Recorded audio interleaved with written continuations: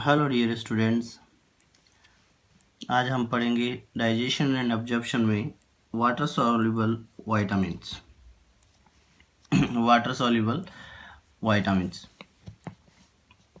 Two types के हैं, vitamin B complex और विटामिन सी।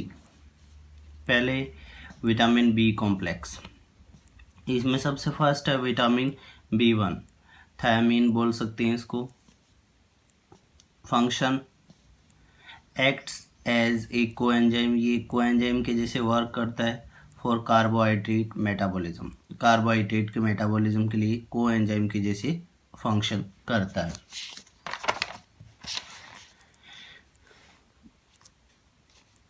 फिर है डिफिशियंसी ऑफ B1, इसकी डिफिशियंसी यानी कमी की वजह से एक डिजीज़ होती है जिसको बोलते हैं बेरी बेरी। बेरी बेरी में क्या होता है, वेट लॉस हो जाता है, पेन इन लोअर लिम्स यानी पाँव के अंदर नीचे वाले साइड में दर्द होने लगता है। सेकंड है B2 राइबोफ्लेविन, फंक्शन है एक्ट एज को enzyme for the enzyme which is required electron transport chain ETC। ये इसका फंक्शन क्या होता है, ये को एंजाइम के जैसे वर्क करता है। और को एंजाइम के जैसे वर्क कहाँ पर करता है, किसके लिए, एंजाइम्स के लिए। और कौन से एंजाइम के लिए, जो इलेक्ट्रॉन ट्रांसपोर्ट सिस्टम में यूज़ आते हैं। डिफिशियंसी, इसकी कमी की वजह से इन्फ्लामेशन ऑफ आइज़ में इन्फ्लामेशन स्टार्ट हो जाता है। थर्ड है B3, नियासिन भी बोल सकते हैं, PP बोल सकते हैं इसको, नियासिन बोलते हैं और PP बोलते हैं। PP विटामिन, PP क्या है, फैक्टर है। PP क्या है, फैक्टर है। और फैक्टर किससे related to deficiency pellagra preventing factor, pellagra preventing factor. Pellagra एक डिजीज़ है, उसको प्रिवेंट करने वाला फैक्टर होता है, इसलिए इसको PP फैक्टर भी बोलते हैं। ठीक है।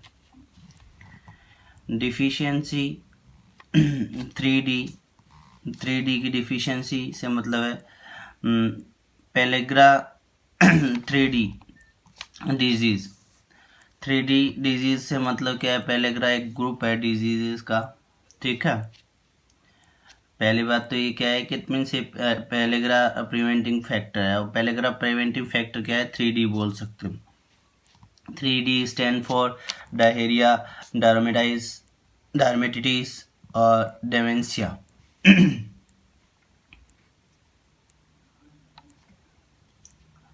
B5 pantothenic acid, pantothenic acid बोल सकते, पेंटोजेनिक एसिड, पैंथोजेनिक एसिड बोलते हैं इसको। Function, it is part of coenzyme A, coenzyme A का पार्ट है। Deficiency abnormal activity of adrenal gland, इसकी कमी की वजह से जो एड्नल ग्लैंड होती है उसमें फंक्शन प्रॉपर नहीं हो पाता। B6 pyridoxine acts as a coenzyme, एक कोएंजाइम के जैसे फंक्शन करता है for various amino acids and glycogen synthesis, बहुत सारे एमिनो एसिड्स के लिए और ग्लाइकोजन सिंथेसिस के लिए। डिफिशियंसी, इसकी कमी से सेंट्रल नर्वस सिस्टम डिसऑर्डर होते हैं, यानी ब्रेन से रिलेटेड डिसऑर्डर होना स्टार्ट हो जाते हैं। B7 बायोटीन बोलते हैं इसको। फंक्शन है इसका एक्ट्स एज कोएंजाइम, कोएंजाइम के जैसे फंक्शन करता है, किसके लिए, for fatty acid synthesis, fatty acids के लिए।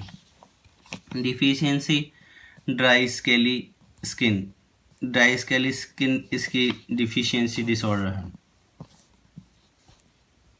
B9 फॉलिक एसिड बोलते हैं इसको।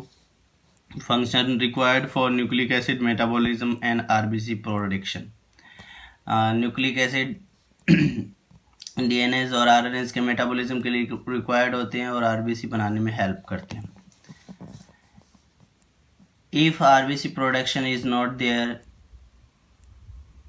इट रिजल्ट इनटू एनीमिया, और अगर RBC डिफिशियंसी क्या होगा कि अगर RBC नहीं होगा प्रोडक्शन तो एनीमिया हो सकता है। ठीक है, इसका डिफिशियंसी डिसऑर्डर होगा।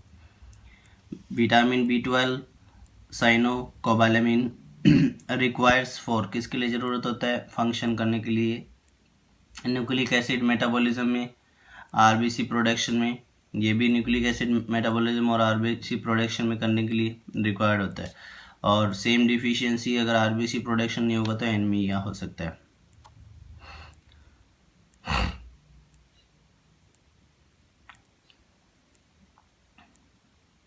परनीशियस एनीमिया बोल सकते हो।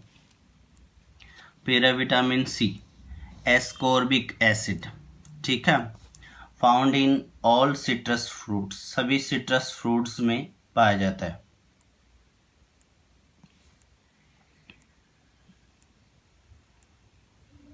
खट्टे फ्रूट बोल सकते हो। Function required to maintain mucus membrane, wound healing और required to maintain mucus membrane, wound healing बोल सकते हैं और एक म्यूकस मेम्ब्रेन के लिए रिक्वायर्ड होता है। Formation, collagen fibre basically maintain the membrane, ये कोलेजन फाइबर का फॉर्मेशन करता है और जो मेम्ब्रेन बनाने के लिए हेल्पफुल होता है। डिफिशियंसी से क्या क्या डिजीज होती हैं, स्कारवे डिजीज का सिम्टम्स हैं चिलोसिस मतलब lips cut from the side, यानी जिसको हम लोग ओठ बोलते हैं नॉर्मली, वो साइड से कॉर्नर से लिप्स का कट हो जाना। ब्लीडिंग इन गम्स, मसूड़ों में खून आना। डिफिशियंसी डिलेज वोंड हीलिंग का मतलब replacement of destroyed tissue by living. Deficiency delays by wound healing का मतलब कोई टिश्यू टूट गया है, वो नया बनने में बहुत टाइम लगाता है, that is the wound healing, ठीक है।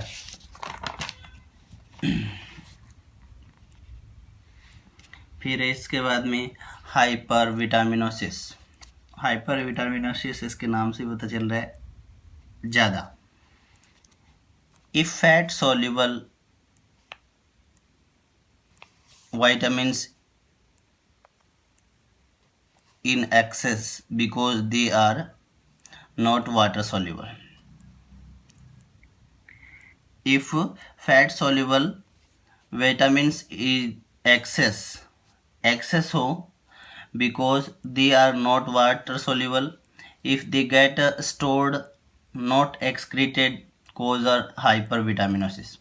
बोल रहा है कि अगर फैट सॉल्युबल एक्सेस होते हैं, ठीक है, अगर बहुत ज़्यादा मात्रा में है, और क्योंकि ये फैट सॉल्युबल वाटर सॉल्युबल नहीं है, दे गेट स्टोर्ड, ये स्टोर होने लग जाते हैं, नॉट एक्सक्रीटेड, बाहर नहीं निकल पाएंगे, दिस इज कोज हाइपर वाइटामिनोसिस, इसको हाइपर वाइटामिनोसिस बोलते हैं। If water soluble vitamin is lacking condition, अगर पानी में सॉल्युबल होने वाले जो विटामिन है उनकी कमी होती है, कॉजेज डिसऑर्डर, ये भी कुछ डिसऑर्डर्स कॉज कर सकते हैं। फिर न्यूट्रिशनल डिसऑर्डर, अंडर न्यूट्रिशन और malnutrition, kwashiorkor due to the deficiency of protein diet, protein की कमी की वजह से अर्ली स्टेज में चिल्ड्रन को 1 से 4 तक ये डिजीज़ होती है। सिम्टम है इसके weight lost, stunt growth, mental dullness, weakness आ जाना, लंबाई नहीं बढ़ना, कमजोरी। कैरेक्टरिस्टिक बॉडी इज़ थिन, बहुत पतली हो जाती है body, but belly is protruding, पेट है वो बाहर की तरफ निकला हुआ होता है। Oedema on face and limbs, आंखें अंदर की तरफ और जो एक्सटर्नल कॉर्नर्स हैं ये बाहर की तरफ दिखाई देंगे, हाथ मुड़ने लग जाते हैं। Oedema affected tissues become swollen to particular body parts like face और limbs। इसमें क्या होता है ओडिमा में कि जो जिस पार्ट को अफेक्ट करते हैं वो सूजन आ जाती है उन पे, जैसे हाथ और लिम्स और फेस के ऊपर। मैरस्मस पैम, प्रोटीन मल डिसऑर्डर, प्रोटीन एनर्जी मल न्यूट्रिशन है, कार्बोहाइड्रेट प्रोटीन और फैट की डिफिशियंसी से हो सकता है। सिम्टम्स स्टंट ग्रोथ, लो IQ, सोचने समझने की क्षमता कम हो जाती है, ग्रोथ कम होती है, ये भी नॉर्मली बहुत अर्ली स्टेज में होता है, 1 साल की उम्र तक।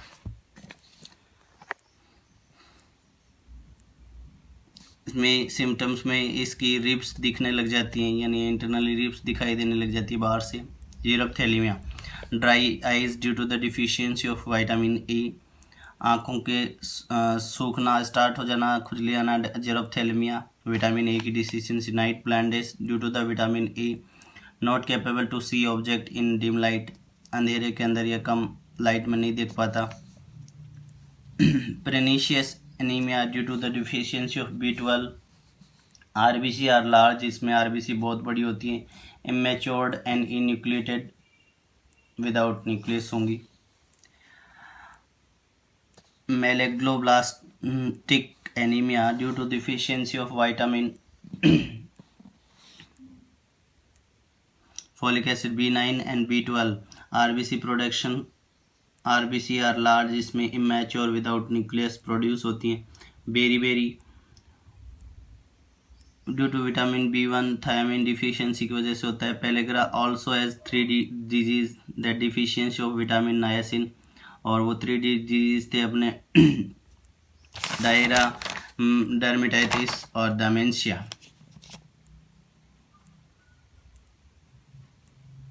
Zwitter due to deficiency of iodine, iodine की डिफिशियंसी से होती है। Scurvy due to deficiency of vitamin C. Ascorbic acid, rickets या osteomalacia due to deficiency of vitamin. Rickets बच्चों में होता है और ऑस्टियोमेलेसिया अडल्ट में होता है।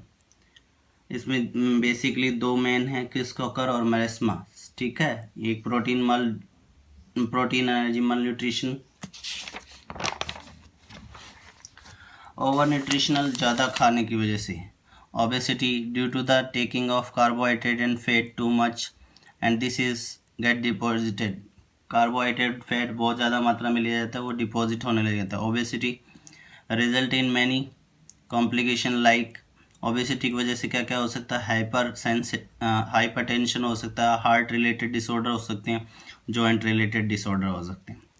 Hyper विटामिनोसिट्स only in case of fat soluble vitamin, ये खाली फैट सोल्यूबल वाइटामिन में होता है, वाटर सोल्यूबल में नहीं होता। Excess vitamin A symptoms, loss of appetite, swelling of body part, वजन कम होना, ठीक है। Excess of vitamin D, more calcium get absorbed and the calcium get deposited to the soft tissue में डिपॉजिट होने लग जाता है, जिसमें जॉइंट में दर्द होने लग जाता है। Fluorosis, excess of the fluoride, excess of fluoride, mottling of teeth, दांत टूटने लग जाते हैं, उनमें खड्डे से या छोटे छोटे हॉल्स होने लग जाते हैं, that is the fluorosis. This is the chapter 16 digestion and absorption completed. Okay dear students, thank you.